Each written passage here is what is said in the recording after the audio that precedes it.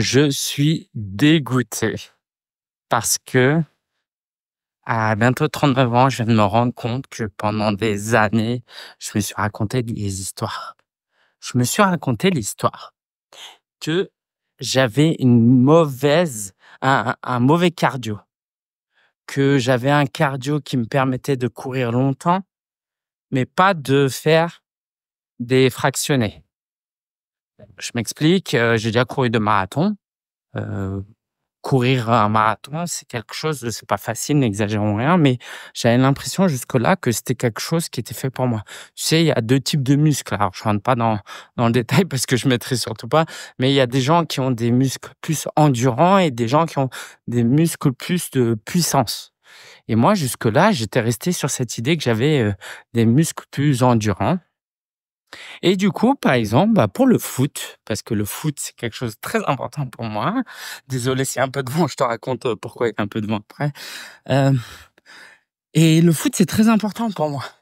Et pendant longtemps, je me suis dit: «Oh, je suis pas bon, j'ai une mauvaise endurance», et en fait, il y a 2 types d'endurance. Encore une fois, il y a, soit tu cours longtemps à un rythme, régulier, soit tu fais des accélérations et tu freines, des accélérations, quoi, tu t'arrêtes, des accélérations, tu t'arrêtes, et je pensais que j'étais pas bon pour ça. Alors pourquoi je te parle de ça? Il y a un lien avec le business, mais je termine mon histoire parce que je pense que c'est important que tu comprennes l'idée. Du coup, là, j'ai une Apple Watch depuis, septembre, et je mesure ma fréquence cardiaque quand je cours. Là, par exemple, j'ai fait, une course, et la moyenne, j'étais quoi? En fin de course, j'étais à 132. Bon, les chiffres précis t'intéressent pas, mais je crois que c'était quelque chose comme ça.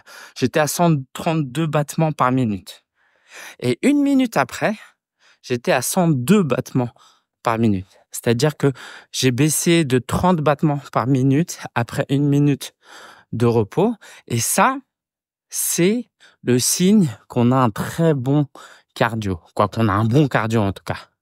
J'ai un autre, chiffre qui me permet aussi de savoir que j'ai un bon cardio, c'est qu'au repos, mon rythme cardiaque, il va jusqu'à 50, quelquefois 49, quelquefois 52, et j'ai pas mesuré, mais je pense que ma fréquence cardiaque maximale est supérieure à la moyenne de mon âge.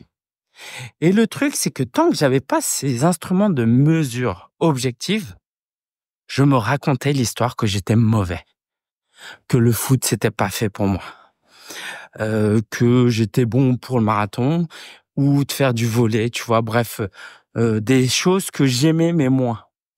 Comme si je m'étais trouvé inconsciemment des excuses pour ne pas faire le sport que je préfère le plus au monde.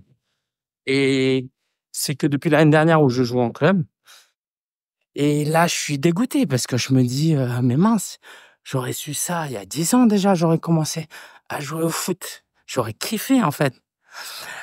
Alors, pourquoi je te raconte tout ça? Parce que, de par mon rôle de business coach et de formateur, j'accompagne beaucoup, beaucoup de gens qui se racontent des histoires. Le truc le plus, que tu entends le plus souvent, c'est: «Je suis nul en technique». OK? Alors, le truc, c'est que je peux comprendre qu'il y a des gens qui soient plus doués en technique que d'autres. Mais sur quoi tu te bases pour dire que tu es nul en technique? Sur quoi tu te bases pour dire que tu es nul en marketing? Sur quoi tu te bases pour te dire que, les réseaux sociaux, c'est pas fait pour toi? Sur quoi tu te bases pour dire que, heu, tu parles pas bien face à une caméra et que tu dois pas faire des vidéos? Que tu aies peur, je l'entends.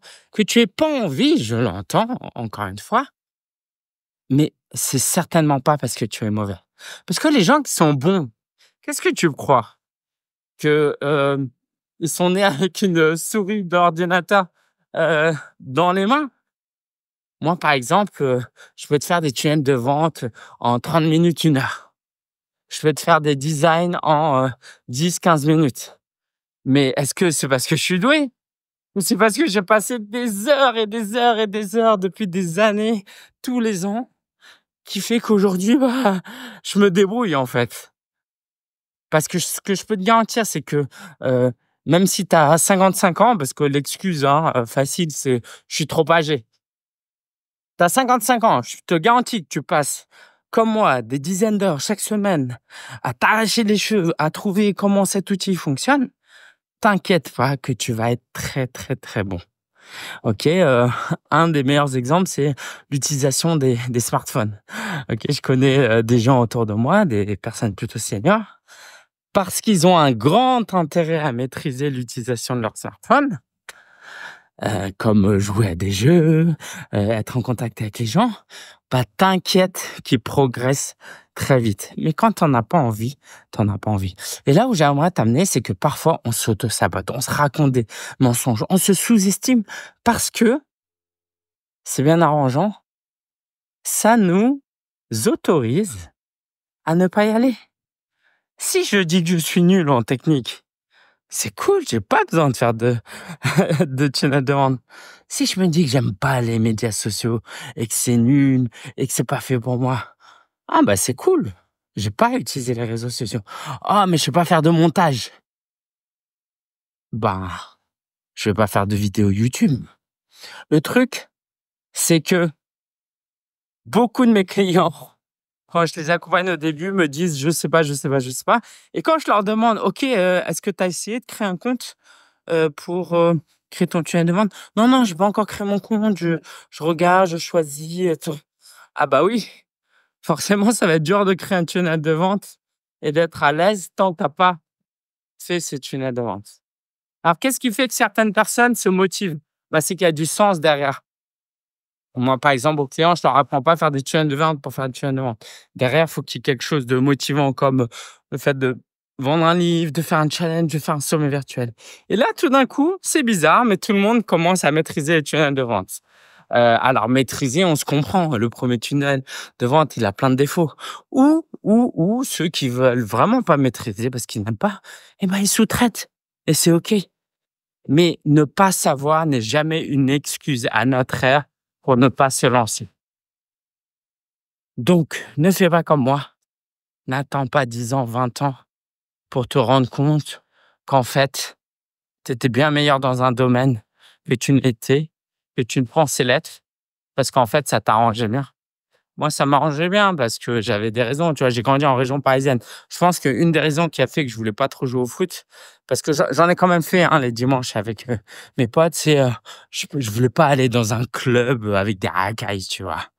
Mais est-ce que c'était pas une excuse? C'était l'image que je me faisais de la région parisienne, tu vois? Peut-être que c'était bien arrangeant tout ça. En tout cas, quoi qu'il en soit, mon invitation pour toi, c'est de faire les choses ou ne pas les faire en conscience et de ne pas se raconter de mensonges et on s'en raconte tous, c'est OK, hein. L'idée, c'est pas de se juger non plus, mais il n'est jamais trop tard pour, se remettre en question. Là, j'ai 39 ans. C'est pas le moment normalement où tu commences à t'inscrire au foot. OK, il y en a qui s'inscrivent au foot à 6 ans. Moi, c'est à 39 ans. Mais je vais pas me raconter l'excuse non plus que c'est trop tard. OK, je sais qu'un Cristiano Ronaldo joue encore à 39 ans et puis de toute façon, je joue en catégorie, vétéran, hein. Je joue pas avec, les jeunes. Donc voilà, voilà. J'espère que ça t'aide, de voir de réfléchir objectivement aux choses. Ah oui, peut-être le dernier truc que je voulais dire, c'est-à-dire que moi, j'ai une Apple Watch qui me montre qu'en fait, j'avais faux. Comment toi, tu fais? Parce que tu peux écouter cet audio et tu peux dire: «Bah, Lingen, t'en sais rien, tu me connais pas, je suis vraiment mauvais, c'est tout». Bah, j'ai envie de te dire un conseil que je donne rarement, mais compare-toi aux autres. Passe du temps avec d'autres coachs qui, comme toi, essaient de créer des tunnels de vente. Et si dans la salle, tout le monde, en moins d'une journée, arrive à créer des tunnels de vente et tu es le seul à ne pas y arriver alors que tu as fourni le même effort et la même énergie et la même volonté, OK, là, tu pourras dire que tu es nul. Parce que tu auras une mesure plus ou moins objective qui est la moyenne des autres personnes dans ton cas. Mais c'est sûr que si tu te compares à un entrepreneur qui est dans le business depuis 10 ans, qui a un business à 1 million d'euros et qui a une équipe derrière et qui a les moyens de se payer des super outils, bah oui, tu seras toujours nul. Donc, fais attention à comment tu mesures les choses. Et voilà, quand ton business se développe, c'est quelque chose de d'ailleurs très important de pouvoir mesurer les choses. C'est d'avoir un tableau d'indicateurs clés de performance. Allez, je m'arrête là et je te disais pourquoi je suis là avec un peu de vent. Parce qu'en fait, il est 22 heures presque et je suis allé chercher des clés dans mon bureau que j'avais oubliées parce que j'en ai besoin pour ce soir et demain. Et du coup, je suis dans le froid là dehors, mais j'y suis allé en courant. C'est pour ça que Heu, ça m'a donné envie de te parler de ça. Allez, je reprends ma course, je me refroidis pas et maintenant que je sais que je suis trop fort ou plutôt que j'ai un bon potentiel, c'est ça la réalité, je suis pas fort, mais j'ai un meilleur potentiel que j'imaginais et ben, je vais me donner à fond et je vais rentrer à la maison en courant. Ciao, ciao!